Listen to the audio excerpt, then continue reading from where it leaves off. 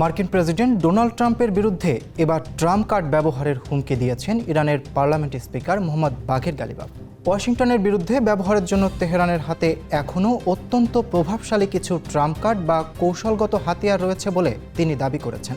সামাজিক যোগাযোগ মাধ্যম এক্সে দেওয়া এক পোস্টে তিনি বলেন, বৈশ্বিক জ্বালানি সরবরাহ এবং সমুদ্রপথে জাহাজ চলাচলের নিয়ন্ত্রণ নেওয়ার সক্ষমতা ইরানকে এই দ্বন্দ্বে সুবিধাজনক অবস্থানে রেখেছে। গালিবাফ বলেন, ইরানের সরবরাহ কার্ড বা জ্বালানি সরবরাহের নিয়ন্ত্রণ ক্ষমতা সরাসরি ওয়াশিংটনের চাহিদা কার্ডের সঙ্গে সাংঘর্ষিক। তিনি সম্ভাব্য চাপের উৎস হিসেবে কৌশলগত গুরুত্বপূর্ণ হরমুজ প্রণালী, বাবাল মান্দাব প্রণালী এবং বিভিন্ন জ্বালানি পাইপলাইনের নাম তালিকাভুক্ত করেছেন।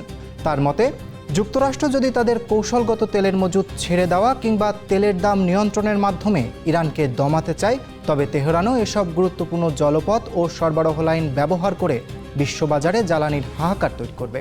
তিনি আরও বলেন, গ্রীষ্মকালীন অবকাশ যাপনের মৌসুমে তেলের দাম আকাশচুম্বী হলে সাধারণ মার্কিন নাগরিকদের মধ্যে যে অসন্তোষ তৈরি হবে তা ট্রাম্প প্রশাসনের জন্য বড় রাজনৈতিক চ্যালেঞ্জ হয়ে দাঁড়াতে পারে।